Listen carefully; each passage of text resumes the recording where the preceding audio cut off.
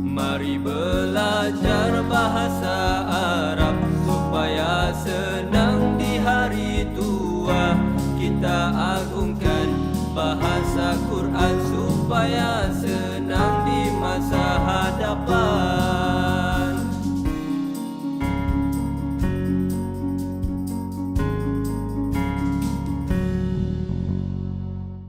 Kalau kita nak mempelajari Al-Quran, kita nak mendapat faedah dari Al-Quran, ada 3 cara. Kalau Iyam kata. Okay, ada 3 cara. Okay. Yang pertama dia kata, kita tidak mesti memahami bahasa Al-Quran. Nahwu dan saraf. Saya nak cari mana. Nahwu dan saraf. Kalau kita tak faham nahwu dan saraf, kita jangan haraplah. Okay, itu dia, nahwu dan saraf kena faham. Itu nombor 1, ya.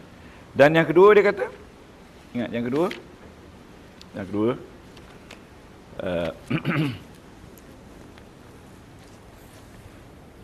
kalau kita mesti jadi orang yang alim dalam bidang yang kita ada. Maknanya yang kedua, kita mesti jadi orang yang alim, orang yang mencari ilmu. Kalau tuan-tuan seorang doktor, kita akan nampaklah dalam Quran tu banyak bidang doktor. Kalau kita ni seorang jurutera, kita nampaklah dalam Quran tu banyak unsur-unsur jurutera. Ya, dalam tu kan. Kalau bidang perundangan, sama juga. Itu banyak, ya. Jadi, dan yang ketiga dia kata, Al-Quran ini tidak boleh kita terjemah dengan bahasa lain, melainkan dengan bahasa Quran juga. Kalau tidak, nanti dia akan lari. Jadi, nak terjemah Al-Quran dengan Al-Quran, tidak boleh berlaku kalau sekiranya kita tak faham Quran. Okey, Al-Quran mana kita tak faham sesuatu ayat, kita kena cari ayat lain untuk kita terjemahkan. Jangan terjemah dengan bahasa Melayu, dengan bahasa asing. Barulah Al-Quran itu boleh kita faham. Sebab kalau perkataan yang kita jumpa itu susah, ada perkataan senang yang boleh terjemahkan yang susah tu, akhirnya kita dapat faham. Jadi itulah ada tiga perkara yang kita kena ingat bahawasanya bila kita belajar Al-Quran itulah faedah dia. Okay? Saya sedang cari nota ni. Okey. Sekarang ni mana weh? Okey. Sila ambil one each ni. Okey, one each ni. Okey, ada. Cukup tak? One each. Okay. Nota minggu lepas yang ni. Dapat semua tak? Siapa dapat? Orang tak datang berapa macam ni? Okey dah. Okey kan. Okey, sekarang tengok nota yang ni. Tengok belakang dulu. Belakang ni adalah 30 nombor, iaitu silibus yang membolehkan kita faham Quran. Ini 30 ni. Jadi semua dah ajar pada tuan-tuan dan puan. Lupa biasa. Nombor 1 sampai nombor 30. Jadi ada tak ada, tuan-tuan kena pusing. Sekarang ni kita dah pusing, masuk pusing yang kedua, tahu tak? Nak sampai 100 kan? Kalau tak faham juga, tak tahulah. Kena pakai sotong gegasi pula orang, Tuan-tuan, bila belajar, jangan fikir apa yang kita dapat. Keberkatan banyak pada kita datang kelas. Tidur pun tak apa. Tapi mendengar, memerhati, kita menjadi saksi kepada majlis ilmu. Itu penting. Okey? Kita saksi. Di hari kiamat, kita jadi saksi pada majlis ilmu. Kerana dalam majlis ilmu tu, para malaikat berkerumun ramai. Duduk. Ya, kalau nampak ni, tak tahu pakaian apa dari butik mana dia pakai, wallahu alam lah. Ya, tapi tak nampak kan? Dia nampak kita. Sebab dia nak tulis untuk kita. Pakaian pun jadi saksi juga? Saksi. Pakaian kita, apa semua kita jadi saksi. Jadi itulah yang kita nak penyaksian. Tapi kalau pada masa ni tuan-tuan pergi jaya, pergi apa, dia tak ada saksi. Dia peduli kau lah dia. Duduklah kau. Ada orang tu pergi jaya sampai satu hari duduk kan. Tengok ni, pergi IKEA tu satu hari duduk. Petang bawa balik. Tak makan rumah. Buang masa. Hukum dia haram. Bukan pergi IKEA tu berdosa, membuang masa. Sebab tu dalam satu ayat, dalam satu surah Tuhan bagi pada orang yang berdosa buang masa, iaitu wal asri. Orang beriman dia tak duduk di situ. Dia akan balik rumah, dia mengulang kaji apa yang ada. Sekurang-kurangnya dia bersih rumah kan. Okey tuan ya. Tengok ni. Ya. Beli barang bagus, tapi janganlah lama sangat. Orang-orang macam saya ni, pergi beli balik je kan. Tapi ada orang tu pergi awal pagi balik lepas maghrib. Okey, bagus dia kata sebab ada semayam. Ada semua, ada semayam. Tapi kita wasting time. Kalau kita boleh buat dalam masa sekejap, kenapa kita boleh buat lama kan? Sebab banyak lagi. Banyak lagi benda yang kita boleh manfaatkan. Okey. Kita tahu. Okey. Tuan-tuan pada di atas tu sifat jiwa. Betul tak? Okey, tuan-tuan. Okey, tengok betul-betul sifat jiwa. Ya. Dalam Al-Quran ada teori dia, nama dia teori functions dan notions. Okey. Ayat Quran tu full of function. Function tu makna bila ayat Quran tu diturunkan ada tujuan. Function tu fungsi. Ada tujuan. Dan dalam setiap ayat tu selain daripada ada tujuan, dia ada makna. Jadi hari ini kita belajar teori function dan notions. Teori fungsi. Fungsi dan makna. Okey, ingat. Tuan-tuan salin ya. Teori fungsi dan teori dipanggil teori fungsi ya, dan teori makna. Okey. Fungsi. Okey. Semua ayat macam tu ada fungsi. Ya. So, hari ni tajuk dia sifat jiwa. Sifat jiwa. Kalau tuan-tuan lihat di sini ada lebih kurang dalam 20 ayat yang saya abadikan dalam ni yang menceritakan tentang sifat jiwa. Jadi dalam Quran dia menyebutkan bila fungsi itu sifat jiwa, ya, sifat jiwa ni Allah Ta'ala kata ada jiwa manusia ni ketika lahir semula jadi ada jiwa jahat. Kenapa Tuhan jadikan jiwa jahat? Sebab dia jadi manusia. Ya. Jiwa kita kata negatif, jahat. Ada orang tu jahat sampai tua. Sampai mati jahat. Ada orang tu yang jahat dia hilang sikit, makin besar hilang, makin besar hilang. Okey. Antaranya kita lihat seorang bayi, apa dia jiwa jahat dalam diri dia? Dia dengki. Tengok mak duduk dengan abang dia. Dia dengki tak? Jahat tak tu? Tapi yang dengki tu dia boleh tukar menjadi dengki yang baik. Bila dia tua nanti, dia tak dengki pada itu lagi. Dia dengki tengok orang tu ada pokok zaitun banyak. Dia pun tanya nak belajar macam mana. Orang tu ada kebun minyak zaitun, dia pun dengki nak belajar. Kerana dalam Islam ada dua dengki yang bagus. Dengki bila tengok orang kaya, kita nak jadi kaya sama dia. Dan dengki bila tengok orang tu berilmu, kita nak berilmu sama dia. Tapi tanpa kita berusaha menjatuhkan dia. Itu dengki yang boleh. Okey, bagaimana? Okey. Yang kedua dia kata baik. Tengok tak baik? Baik. Okey. Jiwa baik. Jiwa baik ni adalah jiwa malaikat. Bukan kita dilahirkan malaikat, no. Perangai manusia ada macam malaikat, bertasbih kepada Allah, tidak melakukan dosa. Perangai malaikat dah tu. Ya, menyayangi, malaikat kan? Menjaga amanah, malaikat tak? Okey, lepas tu perangai ilahi, ketuhanan. Ilahi ni maksudnya ketuhanan. Ilahi ni artinya pemurah, penyayang, penyabar, ya. Berkeupayaan, tapi kita tidaklah macam Allah. Allah lagi hebat. Okey? Adapun perangai jahat tadi, dia kata, jahat tu ada 4 jenis jahat yang Tuhan masukkan. Jahat yang berbentuk syaitan. Syaitan, perangai syaitan. Lepas tu dia kata, perangai binatang ternakan. Binatang ternak. Kal an'am. Manusia ada perangai binatang ni. Perangai binatang bukan semua tak bagus. Saya dulu masa kecil, takut nak lalu tepi ayam yang sedang beranak. Yang sedang ada anak kecil. Dia apa? Dia sebab apa? Protect. Binatang tu. Tak ada binatang bila tengok orang kacau anak dia diam je tak.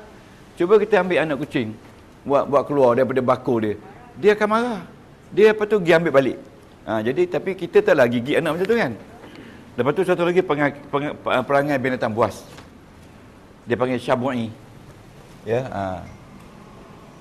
sabu'i ya. Dalam Quran ada ayat ni. Sabung ayah ni binatang buas. Binatang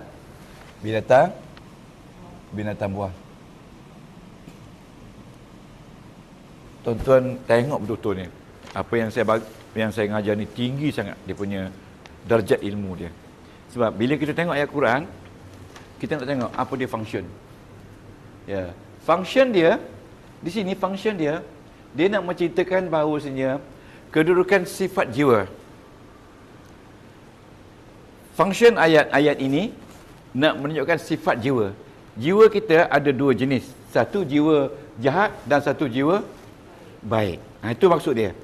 Jadi ini function dia. Function dia di sini sifat salam. Sifat jiwa. Itu sifat jiwa. Jadi Allah Ta'ala dah sebut dalam Quran awal-awal lagi sifat jiwa. Okey, sifat jiwa. Okey, Kemudian tuan-tuan, notion dia ataupun makna dia dalam ayat tu nanti kita jumpa. Makna dia dalam ayat tu Tuhan menyebutkan kepada kita. Nanti kita cari satu ayat. Ya, makna dia. Okey tuan-tuan, kita jumpa surah 95 ayat 5. Cuba buka. Okey, ayat 5. Apa dia punya ayat tu? Ya, okey, dalam surah At-Tin, ya tak ni ya? 95 ayat 5. Summa radadnahu asfala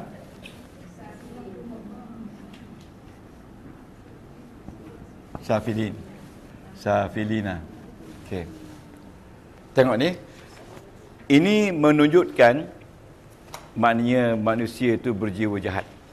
Orang yang jahat ni Tuhan kata kami kembalikan dia ke tempat-tempat yang paling rendah. Kami kembalikan. Radadnahu asfalasa filin. Kami kembalikan dia di tempat-tempat yang paling rendah. Maknanya ini adalah orang yang mengekalkan kehidupan dia seperti asal dia jahat. Okey? Okey, nampak tak tu? Jadi dalam ayat ini makna dia, function dia sifat jiwa umum. Tapi makna dia kedudukan orang-orang yang jahat. Makna dia kedudukan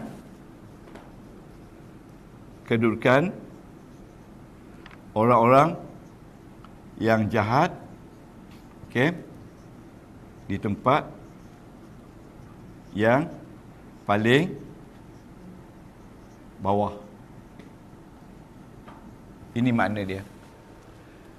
Makna dia kita boleh dapat melalui terjemahan. Ya, tapi tidaklah makna sedetail terjemahan. Makna di sini kedudukan orang yang jahat di tempat yang paling rendah. Nampak je lebih kurang je terjemah kan.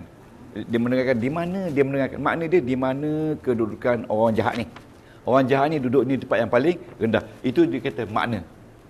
Tapi fungsi dia sifat jiwa. Sifat jiwa yang jahat sentiasa berada di tempat yang paling rendah. Okey, setakat ni faham? Okey. Setakat ni tuan-tuan, dalam fungsi dan makna ini kita akan mengeluarkan isim.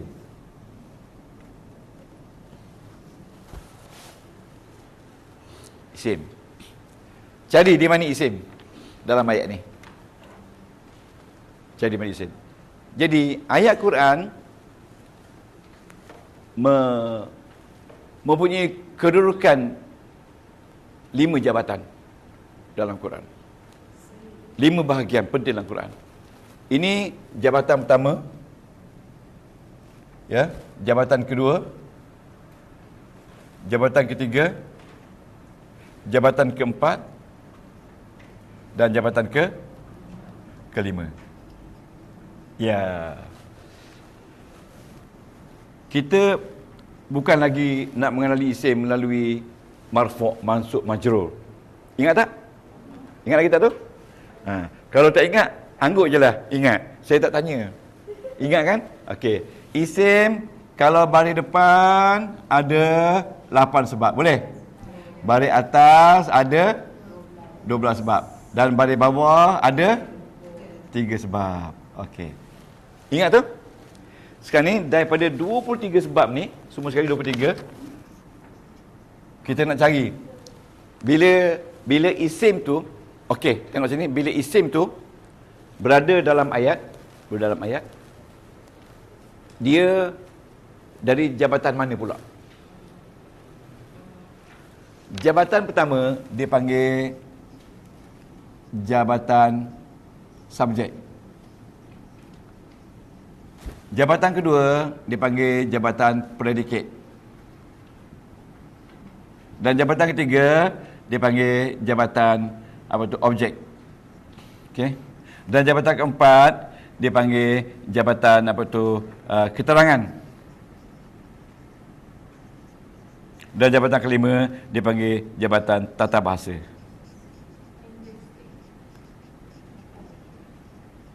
Okey. Okey. Rehat sekejap ya. Okey, jabatan. Jadi, siapa di jabatan? Jabatan ni kita keluarkan dari 23. Okey. 23. Dari 23. Dari 23 lah. Ambil. Jadi, tolak satu. Iaitu asli. Okey, faham tak ni? Jadi, anda ada tak ada, anda kena tengok kit yang pertama tu. Iaitu jadual 114. Dua kit tu, faham tak faham? Hafaz. Dua jenis kit tu hafaz. Yang kecil dengan yang besar dulu. Hafaz. Hafaz betul-betul. Mahir betul-betul. Sebab bila orang tanya awak belajar apa 2 tahun, tunjuk kit tu.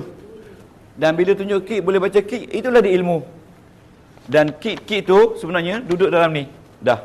Dalam yang saya bagi tadi. Ni. Dalam ni. Silibus. Silibus inilah yang saya akan buat rakaman. Hari Senin ni start. Akan buat rakaman hari Senin ni untuk TV, insya-Allah untuk TV. Belum tahu lagi untuk siapa. Rakaman dulu untuk TV. Amin. Jadi ya? Ada. Tapi ni sikit je. Dah tak nampak dah? Silibus ni.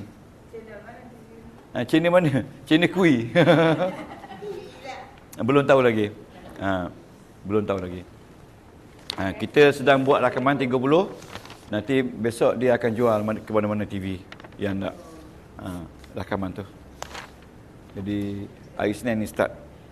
Rakaman pertama dah ada dah, tapi kita tak dapat nak tengok sebab tak ada kabel. Adalah tempat tu di Shah Alam, Padang Jawa. Tak. Itu dekat JPJ Padang Jawa tu. Shah Alam tu. Okey. Jadi bagi anda semua yang dah belajar dengan saya lebih daripada 2 tahun, tengok saja. Senang je. Ulang kaji je. Ulang kaji. Jadi yang susah hari ni dah jadi senang. Dalam rumah kita kalau ada tersiar siaran tu, tengoklah. Tapi dalam tengah-tengah tengok tu, bila ada lawak mega, turn untuk lawak mega pula. Itulah syaitan tu kuat kan. Saya kata, orang tanya saya, apa hukum Ustaz kita makan duit daripada hasil lawak? Haram. Ya. Saya kata, sebab mufti Perlis dah mengeluarkan fatwa, tapi dia tak boleh nak keluar fatwa kan. Tak boleh. Kita beri makan dari hasil mentertawakan orang. Hasil menyanyi pun belum tentu lagi. Mentertawakan orang sehingga orang lupa sembahyang dan sebagainya kan. Ulang sama juga. Hukumnya haram. Tak boleh makan. Jangan. Jadi kita melihat pun hukumnya sama juga. Macam orang minum arak kan. Orang buat arak, orang minum arak semua samanya haram. Tapi itulah sekarang ni pujaan remaja-remaja kita. Orang tua-tua pun tak tengok juga. Sampai pukul larut malam, ulang balik. Okay. Tapi minta na'udzubillah lah, jangan ada di antara kita, okey. Okey tuan-tuan. Sekarang ni kita nak cari jabatan mana? Okey. Jadi jabatan yang paling penting sekali, jabatan pertama dan kedua. Ketiga, 4, 5 itu dipanggil hiasan. Orang kata value added. Okey, tuan-tuan. Summa ni kita tahu ini bukan isim, ini haraf kan? Ataf kan? Kemudian. Okey.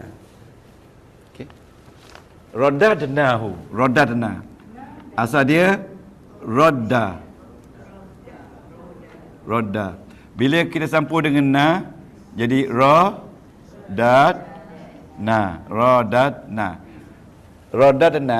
Radadna, kami kembali. Siapa dia kami? Allah. Jadi dalam ini bila ada fa'il, ada na, dia kata fa'il, betul tak fa'il? Fa'il bi berapa? Bi 5. Jadi setiap isim yang jadi fa'il dalam ayat, dia adalah datang selepas fa'il. Betul tak? Betul? Ini nampak fa'il dia bersambung. Kalau tak nampak fa'il dia kata summa radda saja. Radda ni dia kembalikan. Dalam ni ada fa'il juga, iaitu huwa. Faham tu? Tengok 2 hari tak mari pun boleh faham. Huwa. Okey. Tapi sekarang ni nampak betul tak? Nampak tak? Radadna nampak. Jadi bila na ni jadi fa'il, hu ni jadi maf'ulun bih. Hu maf'ulun bih dalam Quran itulah mim bih. Betul tak? Betul tak mim bih?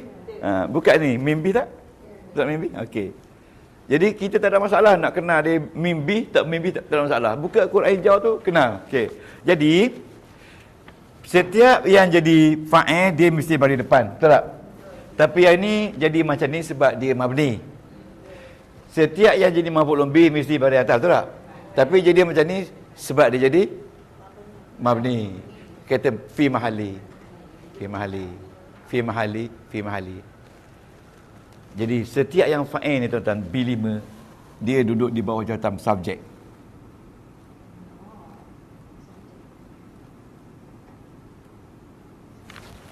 Nampak? Setiap yang jadi fa'il, dia berada di bawah jabatan utama iaitu subjek. Penting, subjek tu puan penting. Kita kata tajuk penting. Subjek penting. Macam saya telah makan nasi. Siapa makan nasi? Saya. Yang penting tu siapa makan? Saya. Bukan nasi tu.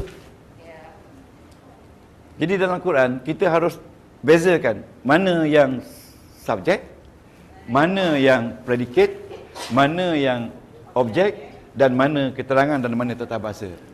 Ini ibarat kata tacap.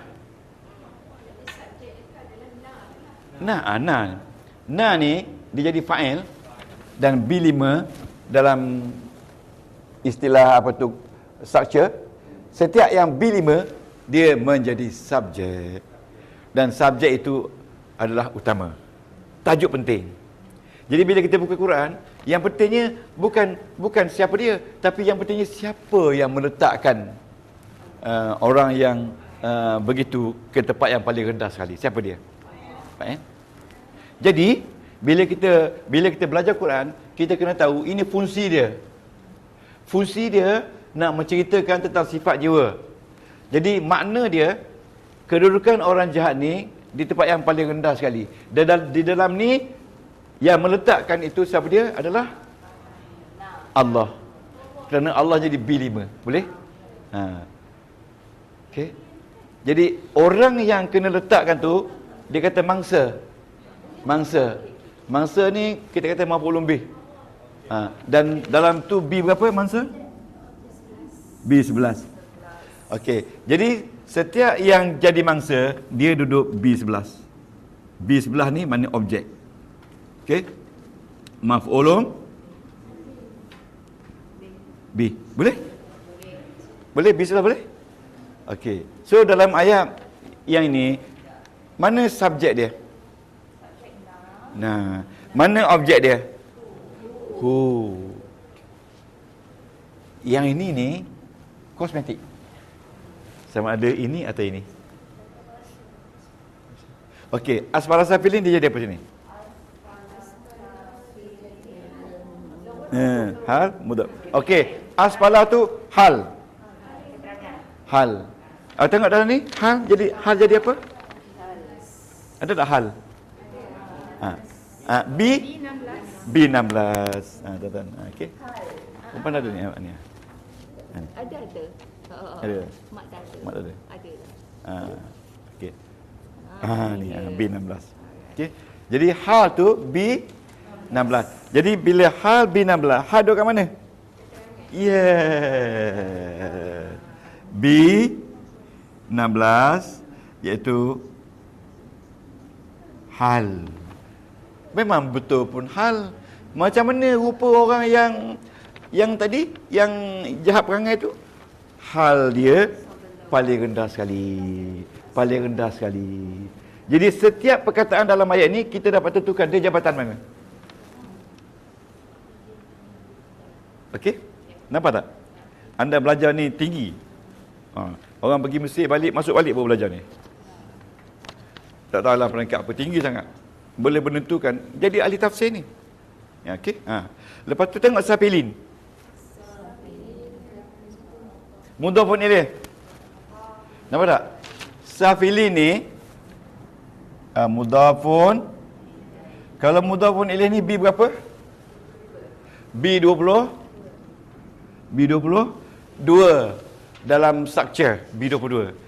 Jadi dalam ni B berapa? Dalam ni jadi apa? Ya, dia jadi 5G tu puan. Ni 5G ni. F dengan G. F dengan G. Dia jadi tata bahasa. Bila tata bahasa, mana? Ni dia. Tata bahasa B berapa? B22. Mudhafun ilaih kan? Okey, tuan-tuan nampak? Jadi bila tengok ayat ni, subjek, who, objek, asfala, keterangan, safilin, tata bahasa. Penting, ya. Tersangat penting. Penting juga siapa yang diletakkan tu, bagaimana cara dia letak dan di mana dia berada. Bagaimana cara tu? Hal. Jadi mudhafun ilaih tu, safilin tu dia dah jadi macam tata bahasa. Jadi sekarang ni faham tak ayat Quran? Ayat Quran. Faham tak? Ayat Quran. Bismillah. Jadi bila kita buka ayat, kita mesti ingat apa dia function dia. Kalau kita tak tahu function dia, kita tak boleh terjemah ayat ini. Function dia ayat ini sifat jiwa. Sifat jiwa ada baik, ada jahat. Yang jahat terus kekal jahat sampai akhir hayat. Kedudukan dia paling rendah sekali di neraka. Di dalam ni ada subjek, ada objek, ada keterangan dan ada tata bahasa. Okey?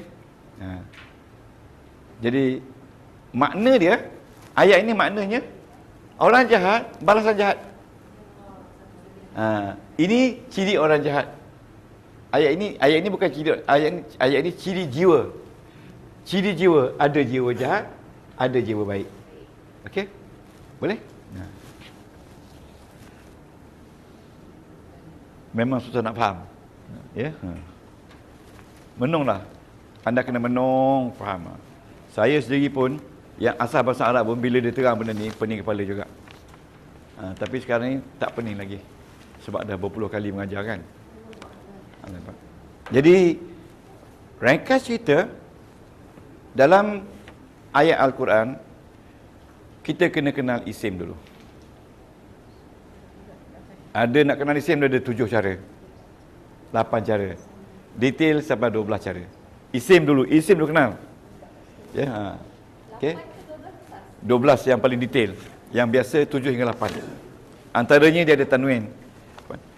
Okey. Okey boleh? Ambil apa? Simpan. Tak mau. Boleh. Jadi apa anda kena buat? Faham betul-betul dan balik nanti pergi rumah jiran, bawa kertas ni terang kat dia. Fotokopi. Barulah ibarat kata kita beli kasut sepasang tu ada 2. Sekarang ni tuan-tuan pakai kasut tak ada satu lagi. Sebab dah belajar ni dah cukup bagus dah. Kalau boleh mengajar pula sikit lagi, dah lagi cukup bagus. Bukan susah sangat. Ya, ni apa tu, Cik Mat, saya nak ajar sikit. Okey. Bismillahirrahmanirrahim. Baca macam saya baca tu. Wa ala alihi wasbiajmain. Okey. Cik Mat, hari ni saya belajar sifat jiwa. Okey. Baca sendiri. Dah lepas dah tanggungjawab. Saya nak balik dah. Tanggungjawab lepas dah. Maknanya walaupun mudah, tetapi mengajar dah. Dia bacalah. Dia baca tak? Dia baca. Itulah ilmu. Kita sendiri pun ustaz bagi nota, tak baca juga. Betul tak? Betul tak? Maknanya Cik Mat lagi bagus. Kelas tak payah datang, minyak kita tak habis, dapat ilmu. Dia pula pergi fotokopi, pergi rumah orang sebelah. Pergi orang sebelah. Mantap tu juga. Dia dapat pahala tak? Menyampaikan risalah ni. Okey tuan-tuan. Jadi bila kita belajar tafsir, kita akan mengajar ayat ini lebih panjang lagi. Jadi tak mungkin orang tafsir mengajar semua ayat, tak mungkin. Dia mengajar satu ayat ni, dia cerita panjang lagi. Apa dia cerita? Okey tuan-tuan. Kita sudah tahu sekarang ni, bagaimana kita nak elakkan jiwa kita daripada duduk tempat yang paling rendah. Ya, dalam Quran Allah Ta'ala telah sebut 13 jenis jiwa yang jahat. Tengok tak sebelah kanan ni?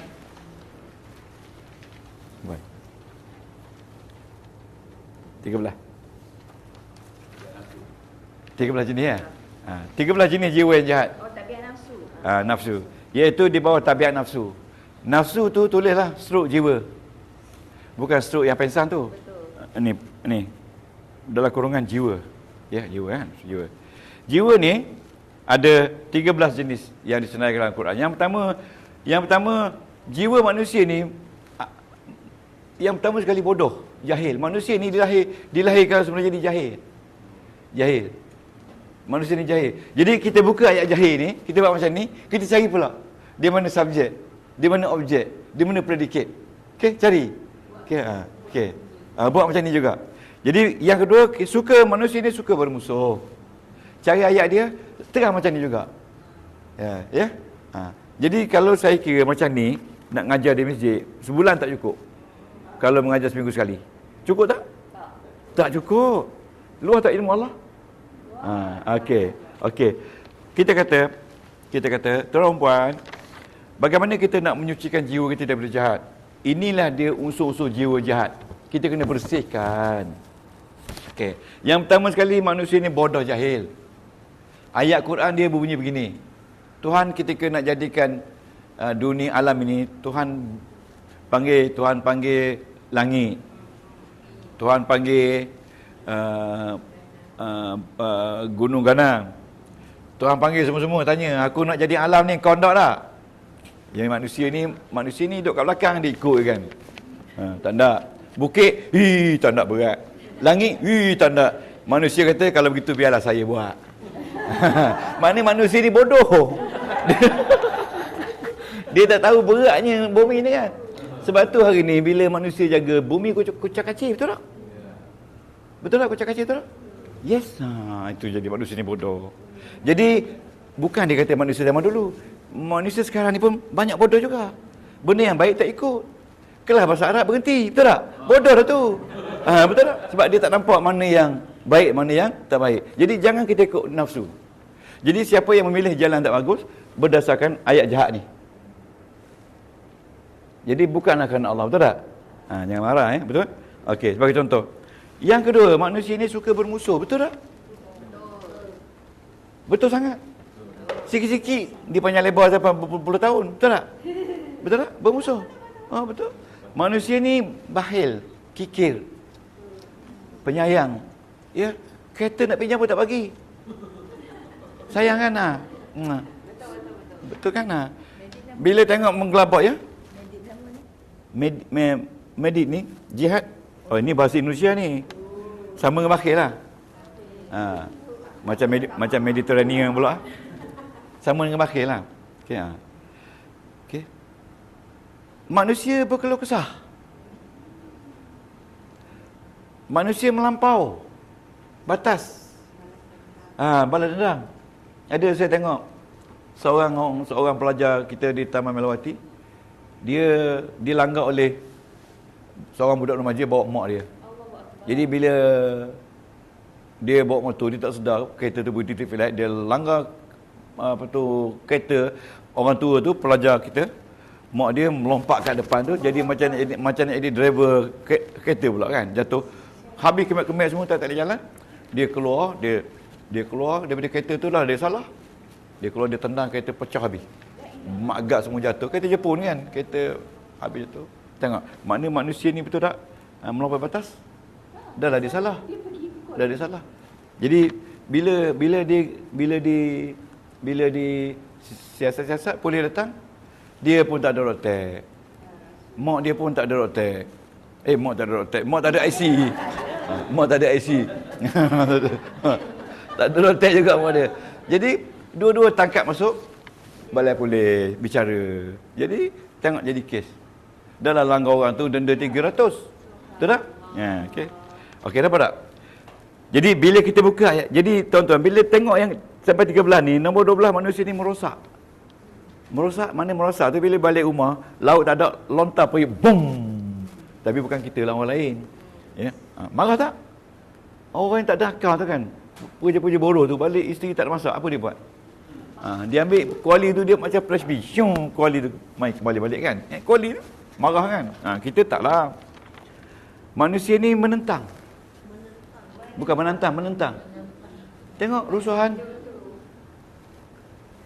Orang tengah semayang, tengah tahlil, orang ajak merusuh, senang-senang je pergi. Sebab manusia ni suka. Mari weh kita merusuh weh. Hari ni 1000 orang datang weh, mari. Pergi tak? Kalau kata mari ngaji nahu. Nahu tu apa? Tunggulah. Tengok. Menentang kan? Nahu tu sakit kan? Keep. Jadi tuan-tuan, cuba tuan-tuan tengok sebelah kiri tu. Ada 25. Ada 25. Itu 25 tu, dia kata explanation daripada yang 13. Ya. Jadi sekarang ni, tuan-tuan tengok. Ini 25 jenis hati yang wajib kita hapuskan. Yang wajib tidak ada dalam diri kita. Untuk mengelakkan supaya 13 ni datang. Yang pertama, lalai dari ingati Allah. Nombor satu tak? Nombor satu ni cuba tengok di bawah tabiat nafsu tu nombor berapa? Orang lalai dari ingat Allah ni, orang berapa? Orang bodoh ke? Orang bermusuh ke? Orang keluh kesah ke? Orang lampau batas ke? Ataupun orang yang ke-13 merosak ke? Tengok. Ya? Yang mana sesuai dengan dia? Nombor satu ni, orang yang lalai dari ingat Allah. Nombor berapa dia? Ego? Ada orang kata, bila lalai ingat Allah, semua 13 tu dia punya. Semua 13 dia punya. Sebab kita lalai dari Allah lah, maka kita jadi orang yang bodoh, jahil, tak nak belajar. Kita jadi macam manusia, kan? Lepas tu sebab kita lalai lah, kita jadi bakhil kedekut. Kita tak sedar apa yang kita dapat tu kita dipinjam oleh Allah, betul tak? Kita pinjam kan? Bila kita meninggal dunia, apa kita bawa? Tak ada. Kita bawa apa dia? Kain putih amal jariah, sedekah jariah, amal jariah lagi. Doa anak yang baik yang tinggal kan. Tupperware yang baru beli tu, yang belum habis bayar lagi pun tinggal. Jadi anak-anak kena bayar balik tu. Bukan, tak boleh. Tak boleh nak buat serkup. Mana segala apa yang kita beli, yang kita berhutang, yang kita dah habis bayar, semua tinggal. Kereta, semua tinggal. Yang kita bawa apa dia? Amalan kita je. Duduk dalam kelas bahasa Arab, tak faham pun dibawa juga. Iaitu dia masuk juga. Siapa yang masukkan tu? Siapa yang masukkan tu? Malaikat. Dia siap guni semua sekali tu. Masa kita nak pergi tu. Tapi nampak tak guni tu banyak? Tak nampak. Yang tinggal tu dia tak bawa. Apa yang 50 kali datang ke bahasa Arab, bersekali pun tak datang. Bersekali pun tak ada mil. Masuk. Nak guni tu kan. Bila kita mayat kita masuk, guni tu ikut. Guni Quran tu. Guni Quran tu. Yang datang tu bukan guni-guni tu, tapi kita kata tasbih saja. Tasbih ni perbandingan. Banyaknya. Yang guni zakat, yang guni sedekah jariah, yang guni duk buat air, duk bawa apa tu bekas temuh ni kan semua dalam guni tu. Kan? Bawa kan? Nampak tak? Sebab itulah dikatakan lalai. Okey, tengok satu lagi. Rasa takut, hebat dan hina diri dengan Allah. Nombor berapa? Rasa takut, hebat dan hina diri dengan Allah. Okey. Okey. Ego boleh? Ego boleh? Termasuklah dalam keadaan dendam, melampau batas. Jadi 25 adalah datang dari 13.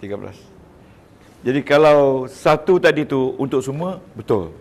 Sebab bila kita lalai lupa Allah, kita akan terjadi benda-benda yang 13 tu. Okey. So bagaimana kita nak atasi? Kita nak atasi dengan Al-Quran. Tengok di bawah tu. Mana? Ni. Tadabbur Al-Quran. Tadabbur tu artinya kita mengenal setiap patah huruf dan juga kalimah Al-Quran. Kalimah Al-Quran ada berapa jenis semua? 3. Isim, fa'il, haraf. Okey. Isim, fa'il. Haraf, huruf ada berapa semua? Huruf hijaiyah ada berapa semua? 28. Di antara huruf hijaiyah tu ada nama haraf. Ada berapa semua haraf? 80. Guni cik megap besar. Okey. Apa makna haraf? Betul. Mana dia?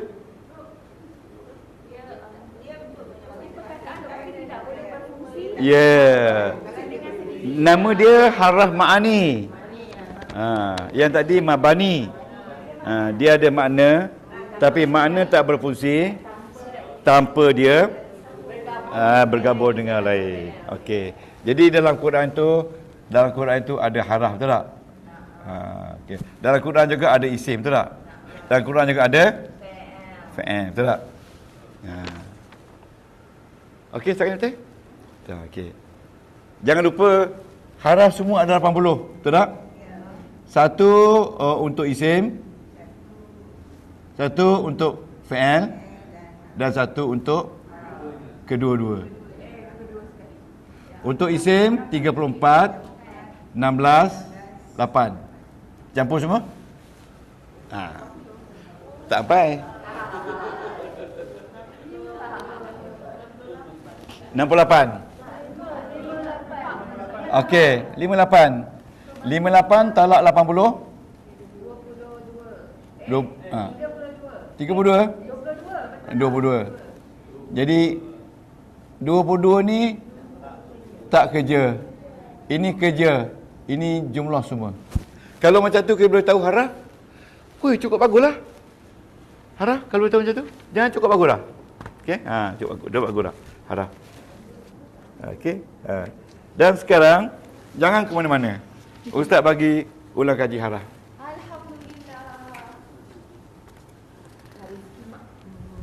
Ulang kaji. Tengok rezeki mak.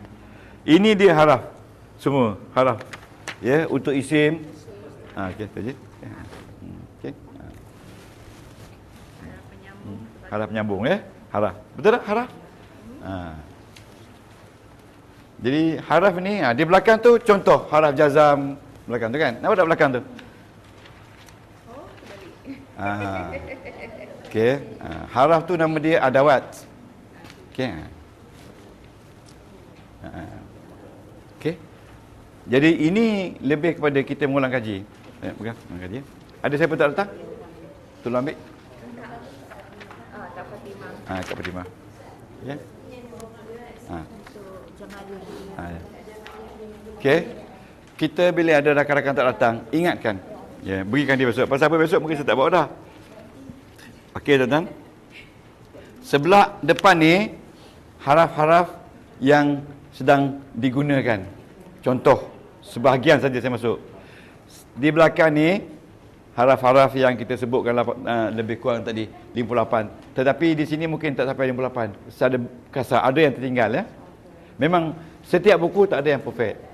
Okey, ingat faham tak? Okey. Okey. Jadi tuan-tuan, isim, tengok sini, tuan-tuan tengok ni. Bila kita kenal isim dalam Quran isim ada bagi depan ada 8, betul tak? Bagi atas ada 12, betul tak? Bagi bawah ada 3. Daripada isim ni dia jadi 5 jabatan, betul tak? Jabatan subjek, jabatan predikat, jabatan objek, jabatan keterangan, jabatan tata bahasa. Tata bahasa ni bunga. Tak ada pun tak apa. Tapi ini ayat Quran, jangan kata tak ada. Okey, tengok di sini saya buat ayat. Saya makan nasi. Saya tu objek. Nasi, saya tu objek anggut juga. Saya tu subjek. Ya, nasi objek. Okey. Atas rumah keterangan ke tata bahasa? Keterangan. Atas rumah keterangan. Okey. Sambil berdiri. Keterangan. Hal, dia di hal. Keterangan. Selepas maghrib. Selepas maghrib itu zaraf. Zaraf. Keterangan ya. Jadi yang mana penting dalam ayat tu? Saya. Yang pentingnya? Saya. Makan nasi. Saya dan nasi. Di bawah rumah tak penting. Ya. Apa tu semua tak penting. Yang lain tu keterangan dan tata bahasa. Begitulah juga ayat Quran.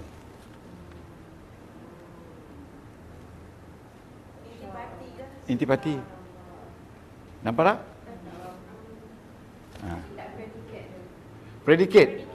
Predikat tak ada lagi. Ayat ni tak adalah pasal ayat sebab predikat tak adalah. Tak ada lagi. Nanti kita akan jumpa predikat dia. Nanti dalam konteks ayat Melayu tidak nampak predikat. Tapi sebab kita belajar ni ayat Arab. Okey, sekarang ni nak faham konsep dulu. Okey, yang ni kita bagi contoh, kita berhenti dulu ya. Okey, sekarang ni saya buat ayat yang kedua. Okey. Ni. Khatamallahu ala qulubihim. Qulubihim. Allah ni jadi fa'il. Betul tak? Kalau fa'il kita kata dia B 5. Jadi bila dia B5, dia subjek. Okey, setuju? Setiap yang fa'il dia jadi subjek. Jadi nak tahu dia mana fa'il tak fa'il, tengoklah dalam buku ni. Okey tuan-tuan ya.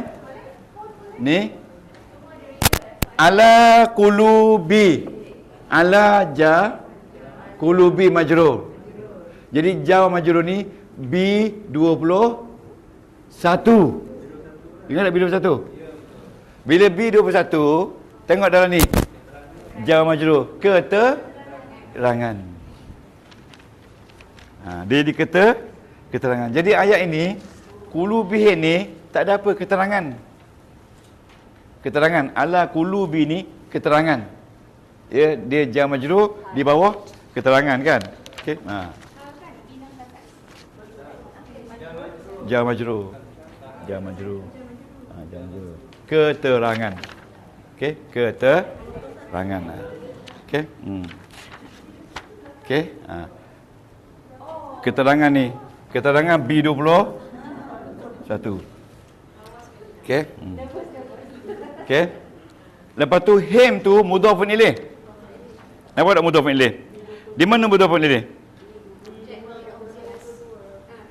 B22 dalam ni 5G. Ya. Ini tata bahasa. B22 tata bahasa. Ini ala kulu B keterangan. Him tata bahasa. Kalau kata hati. Hatiku. Ku tu maknanya tata bahasa. Boleh menjadi hati awak. Betul tak? Bahasa Melayu pun tak ada bincang macam ni, hebat. Okey. Kena ingatkan. Okey. Kita rehat dulu boleh seminit.